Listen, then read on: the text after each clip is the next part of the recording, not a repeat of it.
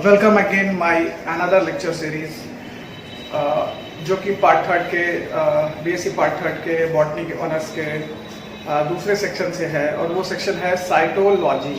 Cytology में basically पढ़ना है सेल डिवीजन, माइटोसिस, मियोसिस और cell cycle methods, coordination control. तो आज जो हम लोग डिस्कस करेंगे वो है हमारा टॉपिक सेल साइकिल। सबसे पहले हम लोग जानेंगे कि सेल साइकिल क्या है, सेल साइकिल के बारे में, फिर हम लोग उसका कोऑर्डिनेशन कंट्रोल भी देखेंगे, फिर हम लोग देखेंगे माइटोसिस एंड मियोसिस। तो आज देखते हैं कहाँ तक बन पाता है। तो बात करते हैं सेल साइकिल की। तो सेल साइकिल है क्या? तो सेल साइकिल एक साइक्लिक अरेंजमेंट है। किसका? तो सारे घटनाक्रम का जो कि होता है सेल डिवीजन के दौरान। जैसे हम लोग कह सकते हैं डे साइकिल। अगर हम लोग अपने आप को देखें तो we start our life, daily life from our bed and finally at night we goes to bed.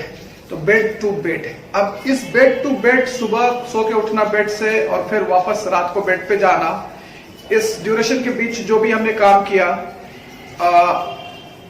उसके घटनाक्रम के अरेंजमेंट को एक साइकिल का रूप दे सकते हैं। ठीक उसी तरह when cell divide, a cell starts its life from division and finally cell grow in size and then further it divides। फिर से वो डिवाइड करता है। तो हम देख सकते हैं कि cyclic arrangement of all events that happen during division of a cell and that also describe behavior of cell. Cell division के दौरान होने वाले सारे घटनाक्रमों का साइक्लिक अरेंजमेंट को ही हम लोग सेल साइकिल कहते हैं। इस फिगर में हम लोग देख सकते हैं कि सेल साइकिल में मुख्यतः दो फेज होते हैं। आप इस फिगर में देखें, ये है इंटरफेज। इस पूरे साइकिल का ज्यादातर भाग क्या है? Interphase occupies 95% time of total sale cycle. Total sale cycle का 95% टाइम कौन देता है? इंटरफेज खुद 3 सब फेज में बटा होता है: G1 phase, S phase and G2 phase. और जब हम M फेज की बात करेंगे तो it only occupies 5% total time. ये सेल साइकिल का सिर्फ 5% टाइम लेता है और ये खुद 4 सब फेज में बटा होता है: P for prophase, M for metaphase, A for anaphase and T for telophase. और बीच में एक स्टेज है जिसे हम कहते हैं साइटोकाइनेसिस। साइटोकाइनेसिस मतलब साइटोप्लाज्म का बंटवारा, डिवीजन ऑफ साइटोप्लाज्म। तो हम लोग ने देखा कि सेल साइकिल में 2 मुख्य फेज होते हैं, इंटरफेज एंड एम फेज। और कोई भी सेल जब वो डिवीजन की अवस्था में होता है तो वो कहां होता है? G1। और अगर वो सेल को डिवाइड नहीं करना है तो वो बाहर निकल जाएगा, that is exit of cell cycle in another stage and this stage is called G0। G0 stage is a stage of differentiation. Differentiation का मतलब है कि किसी भी सेल का रूपांतरण किसी दूसरे काम को करने के लिए। इसको हम ऐसे समझ सकते हैं कि इन एपिकल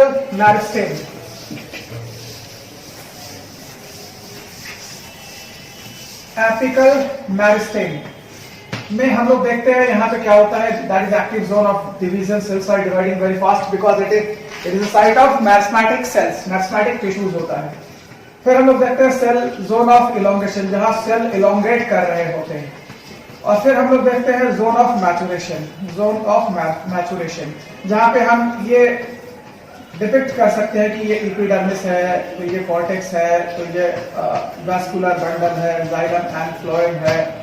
तो ये हम देख सकते हैं कि यहाँ जो सारे सेल्स थे ना, that is in active meristematic cell and that is in active state of division.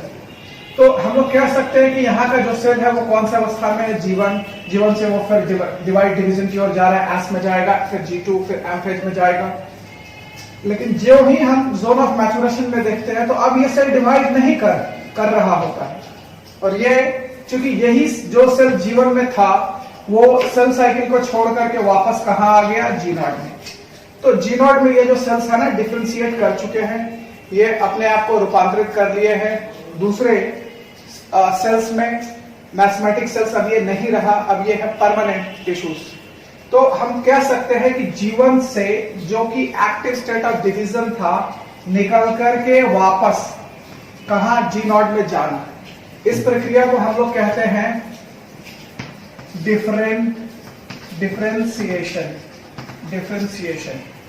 Differentiation.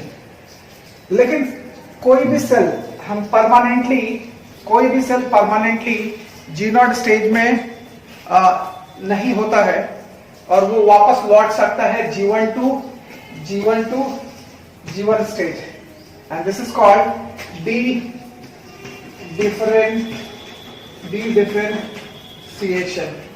Differentiation. अगर हम ह्यूमन बॉडी की बात करें तो हमारे बॉडी में दो सेल जो कभी भी डिवाइड नहीं करता है, इसका मतलब है कि कभी भी वो जी नॉट से वापस लौट के जीवन स्टेज में नहीं जाता है, और वो है हमारा heart cell and nerve cell. हमारे ब्रेन का सेल्स, नर्व सेल्स और हमारे हार्ट का सेल्स, कार्डियक सेल्स, वो कभी भी डिवाइड नहीं करता है क्योंकि वो डिफरेंशिएटेड है। इसका मतलब वो कौन से स्टेज में है? जी नॉट में। लेकिन वो कभी भी वापस जी नॉट से जीवन में लौट के डिफरेंशिएट नहीं करेगा। लेकिन other sales like a plant या हमारे बॉडी का एपिथेलियल सेल्स, वो हम जी नॉट में है और अगर उसको इंजरी हो जाए तो वो फिर से डिवीजन के स्टेज में जा सकता है, that is called dedifferentiation. तो वही चीज है कि exit of cell cycle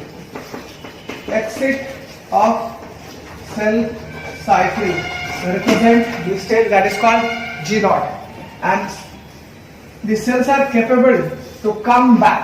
G naught से वापस जीवन में लौट के आ सकता है और फिर वो जीवन से वापस लौट के G naught में जा सकता है। तो जो पहला स्टेज था एक एक्टिव डिवीजन के स्टेज से वापस कहां जाना? G naught में, दैट इज कॉल्ड डिफरेंशिएशन। और जी नॉट से वापस फिर एक्टिव स्टेट ऑफ डिवीजन में वापस आना इज कॉल्ड डी डिफरेंशिएशन। और फिर वही सेल का एक्टिव स्टेट से वापस जी नॉट में चला जाना इज कॉल्ड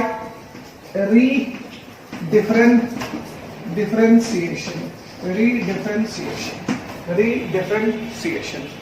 तो अब हम लोग इस जो जी नॉट स्टेज था उसको हम लोग समझ सकते हैं कि कोई भी प्लांट सेल्स या whether it is animal cells और plant cells that differentiate itself, that exits the cell cycle, जो सेल साइकिल को छोड़ करके डिफरेंशिएशन की अवस्था में आ गया है, उसे हम कह सकते हैं कि the cells are residing in G naught stage. लेकिन कुछ सेल्स हमारे बॉडी के होते हैं जो कभी भी जी नॉट से वापस डी डिफरेंशिएट करके जीवन में नहीं आता है, जैसे कि हमारा नर्व सेल और हार्ट